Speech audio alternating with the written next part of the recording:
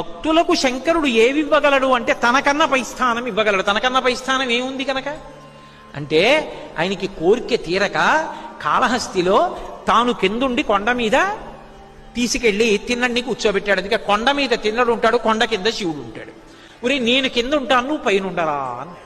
భక్తులంటే ఆయనకి అంత ప్రీతితో వ్యవహరించి భక్తులకు అన్నీ ఇవ్వగలడు. ఇచ్చి తాను భిక్షాటనమూర్తి కాగలడు. భిక్షాటనమూర్తి భిక్షేశ్వరుడు అంటే అర్థం భిక్ష కోసం వస్తాడు అని. భిక్ష కోసం వచ్చాడు అంటే తనకేమీ లేనివాడు అని. తనకేమీ లేనివాడా? అందరికీ అన్ని ఇచ్చేశాడు కాబట్టి తనకేం లేనివాడని కాదు. ఉరే నీకు అన్నీ ఇచ్చానని అనుభవిస్తూ ఉండిపోవడం కాదు. నీ బుర్రలో నాకు చోటు తరించిపోతావు, మళ్ళీ పుట్టవలసిన అవసరం ఉండదు. నీ బుద్ధిని నా చేతి కపాలంలో భిక్షగా పెట్టరా అని భిక్షాటనమూర్తి మన ఇంటి ముందుకొచ్చి నిలబడతాడు మహానుభావుడు ఉదారుడై.